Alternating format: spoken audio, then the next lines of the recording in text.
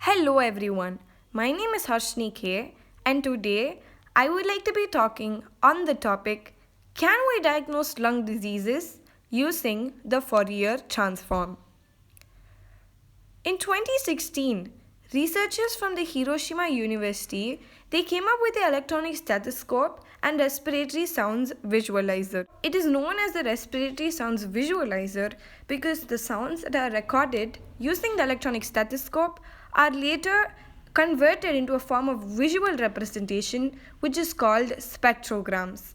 So today I'd like to be focusing on how they convert the conversion from the audio to a visual representation takes place. However, this idea of recording lung sounds and converting them into spectrograms isn't something new.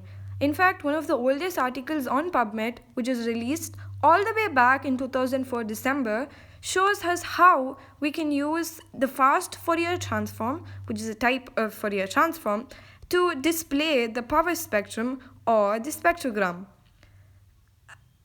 But what is a Fourier transform? So let us look at the definition.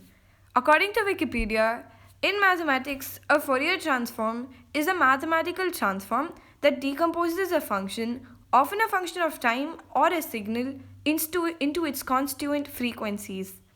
But in the simplest terms, we can remember Fourier transform as a mathematical transform that simply changes an amplitude versus time domain to an amplitude versus frequency domain. So this is the simplest way to represent a Fourier transform. Now, so let's move on a little to its history. The person who's of course credited with for coming up with the Fourier transform and the Fourier series is none other than Jean-Baptiste Joseph Fourier. He was a famous mathematician and physicist of his time. One of his most famous statements was that any function could be expressed as the linear combination of harmonically sinusoids or periodic complex exponentials. It was using this statement that he came up with the Fourier series. However, during his time, he was not famous for the Fourier transform or the Fourier series. Rather, he gained popularity for the discovery of the greenhouse effect. Now let's move on to the types. The Fourier transform is broadly classified into continuous Fourier transform and discrete Fourier transform. But recently, there's this new type of Fourier transform which is known as short-term Fourier transform, which breaks down the entire audio clip into much smaller fragments, and you perform the Fourier transform on each segment separately and then bring them together. Now, this is what the continuous STFT, that is short-term Fourier transform, look like mathematically. Here, as you can see, I've labeled some of the functions. There is a window function that is also known as the Gaussian window or the Hahn window. Here, the xt refers to the signal which we are converting to form a spectrogram, and the t there refers to slow time, and that's just a bunch of calculus put together. But how do we obtain this spectrogram? We obtain this spectrogram by squaring the magnitude of the short-term Fourier. So here I've shown two sets of images.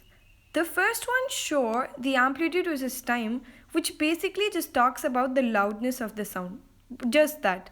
Other than that, we are unable to conclude or make observations from the first set of images.